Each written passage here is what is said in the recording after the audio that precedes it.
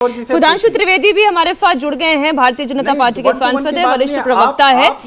मुझे एक बात बताएं सुधांशु जी, जो अभी थोड़ी देर पहले मैंने किशोर जी से भी पूछा, वागीश जी से भी पूछा कि पहला तो कोई भी भगवान है या अल्लाह की हम बात कर लें, कोई ईश्वर हो, उनका नाम किसी भी सियासत के एक टूल की तरह इस्तेमाल नहीं किया जाना चाहिए।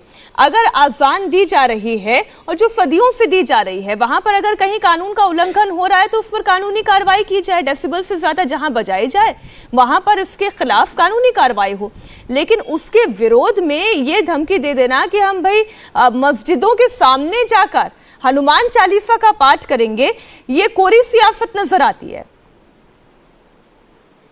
देखिए, इसमें मैं जवाब देता हूं। पहली बात, आपने बड़ी अच्छी बात कही कि अजान सदियों से दी जा रही है, पर अजान में जो मजहबी अकीदा है यानी धार्मिक श्रद्धा और उसके अलावा जो एक प्रोपोगंडा है, दिखावा, इसके बारे में भी मुद्दा सदियों से उठा हुआ है। मीनाक्षी जी, 500 साल पहले संत कबीर कह गए कि काकर पाथर जोड़ के मस्जिद दई बनाए और ता चढ़ी मुल्ला बांक दे का बहिरा भयो खुदाए। अब आजकल तो खैर फतवा जारी हो जाता, उनका सर कलम कर दिया जाता, जाने क्या क्या हो जाता। तो इसका मतलब क्या हुआ, धार्मिक श्रद्धा और दिखावे में क्या अंतर है, यह विषय भी सदियों से चल रहा है। अब मैं यहां पर आता हूं, जो धार्मिकता की भाव की बात कही जाती है। देखिए, जब यह कहा जाता है मंदिरों में जगराता होता है, उसके लिए भी लाउड स्पीकर प्रयोग होता, तो अंतर जानते क्या है? वहां एक पंडाल है, पंडाल के अंदर लोगों को सुनाने के लिए है कि उसमें 99% सारे के सारे माइक अंदर की तरफ होते हैं, बाहर की तरफ नहीं। यहां मस्जिद में अंदर तो कोई होता नहीं है, बाहर सुनाने के लिए। इसका अर्थ यह हो गया कि आपका मजहबी अकीदा से कोई मतलब नहीं है। धैर्य रखिए और सुधांशु जी को सुन ले पहले, पूरी बात धैर्य से सुना करें पहले। और मैं दूसरी बात कहता हूं, दूसरी बात, हनुमान चालीसा हो या देवी, किशोर जी अपने टर्न पे बोलिए, दर्शकों को बेहतर सुनाई पड़ेगा। ऐसा आपको लगता होगा कि पार्टी में आपके नंबर बढ़ेंगे, पर उससे आपकी पार्टी के नंबर कम हो जाएंगे। अब देखिए, मैं एक बात कहता हूं, देखिए, लोगों को यह लगता होगा कि जानती स्थिति यह है कि जो हनुमान चालीसा हो या देवी जी की स्तुति हो, यह दोनों साकार ब्रह्म है। साकार रूप की अनेक प्रकार से पूजा अर्चना भजन तरह तरह की चीजों से होगी, उसमें वाद्य यंत्रों का भी प्रयोग होगा। पर इस्लाम तो निराकार को मानता है। जब निराकार को मानता है तो जब खुदा दिखाई नहीं देता तो सुनाई कैसे देता भाई? तब तो आपको पूर्णता निराकार रहना चाहिए। आप अंदर महसूस करिए, आप कहिए कि मुझे अंदर की यात्रा करनी, तब तो आपको अंदर उसकी आवाज सुनाई पड़नी चाहिए। जिसे हमारे यहां कहते हैं ना कि जब भगवान को अंदर महसूस करो तो अनहद नाद सुनाई पड़ता है, तो आपको अनहद नाद सुनना चाहिए। मगर साहब, ईश्वर निराकार है, आपका खुदा निराकार है, मगर उसके बारे में हमें सुनाई देना है, दिखाई नहीं पड़ना मगर सुनाई देना है, तो कहीं ना कहीं दर्शाती इसमें धार्मिक आस्था नहीं है, इसमें सुनाने की बात ज्यादा है। क्योंकि सुनाना भी मस्जिद के अंदर के एक आदमी को नहीं है, दुनिया भर को सुनाना है। और आपकी धार्मिक भावना का ही कॉन्ट्रडिक्शन है। और सदियों से तो लाउड स्पीकर नहीं था, लाउड स्पीकर तो 75-80 साल पहले आया, तो कैसे वो इस्लाम की एसेंशियल प्रैक्टिस का हिस्सा हो जाता है? ठीक है, अब शोएब जी इस पर जवाब देना चाहते हैं, IMF के अध्यक्ष है शोएब जमाई। मुझे एक बात बताएं कि पहला तो जहां पर कानून का उल्लंघन हो रहा है वो उल्लंघन होना नहीं चाहिए। अगर एक डेसिबल फिक्स है तो 6 बजे से पहले की, सुबह 6 बजे से पहले की अजान क्यों उस डेसिबल के ऊपर बजे? और दूसरी बात, जो अभी सुधांशु जी ने धर्म के आधार पर एक सवाल पूछा कि क्यों अजान दूसरों को सुनानी है, आप अजान खुद क्यों नहीं सुन रहे हैं? उनके माइक, वो लाउड स्पीकर मस्जिदों के बाहर की तरफ मुंह क्यों किए हुए हैं?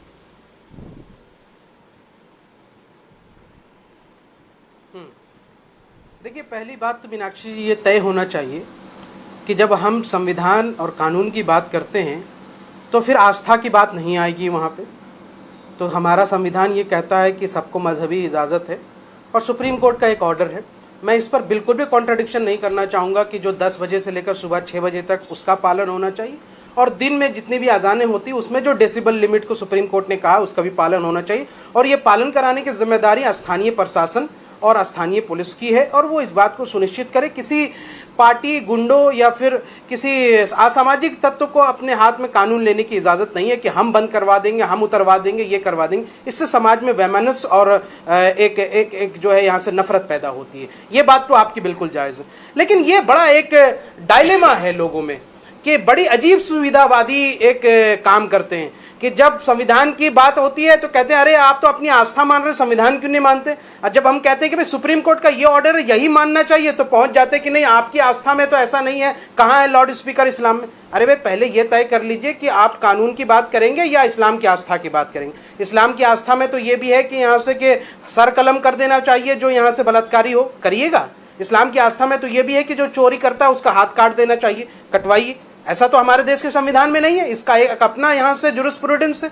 सवाल ये है कि इन्होंने कहा अभी डॉक्टर साहब ने, सुधांशु जी ने, कि भाई निरंकारी हैं तो आप अंदर ही आवाज दीजिए। पहली बात तो मैं बता दूं कि एकम ब्रह्म द्वितीय नास्ति किंचित नास्ति नास्ति नतस प्रतिमा अस्ति, यानी कि नतस प्रतिमा यानी निरंकारी तो यहां से आपके भी वेद में लिखा है, हमारे में भी लिखा है, तो इसमें कोई दो राय की बात नहीं।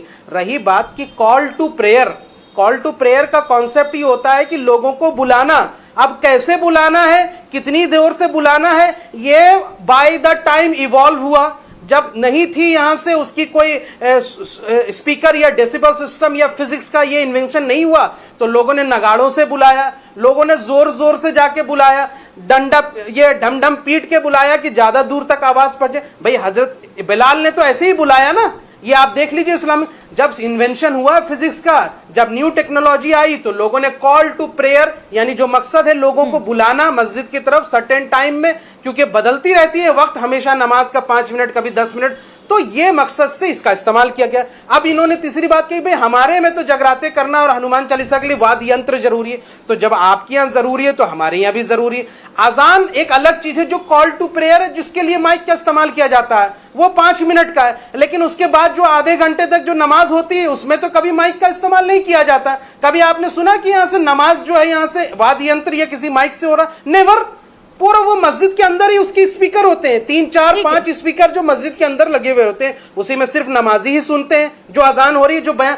तो सारे हिसाब से ये है कि अगर सुप्रीम कोर्ट ने जो ये बात कही है उसका कोई उल्लंघन करे तो मैं उसमें साथ नहीं हूं, लेकिन आप कहेंगे कि आप अपनी आस्था के हिसाब से ये बताइए। तो कल को तो आप कह रहे थे कि भाई मीट भी खाना मना है, तो वो दिखा दीजिए कहां कुरान में लिखा है। कल आप कहेंगे ये काला कपड़ा क्यों पहने या कुरान में दिखा दीजिए। अरे भाई Islamic jurisprudence is a big thing. सही हदीस, जईफ हदीस, कुरान की तफसीर, तमाम यहाँ से उलमा इकराम, ठीक है, आपने बहुत ही अच्छे तरीके से अपनी बात को रख दिया। इंडिया टीवी हर वक्त हर जगह डाउनलोड करने के लिए सर्च करें India TV news Google play store या ऐप स्टोर पर।